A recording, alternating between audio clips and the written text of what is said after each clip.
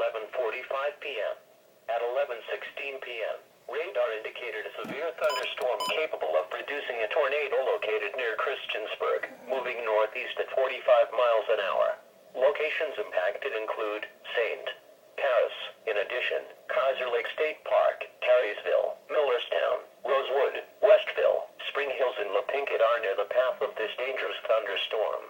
Take cover now. Move to an interior room on the lowest floor of a sturdy building. Avoid windows. If in a mobile home, a vehicle or outdoors, move to the closest substantial shelter and protect yourself from flying debris. To report severe weather, go to our website at weather.gov/ILN and submit your report via social media when you can do so safely.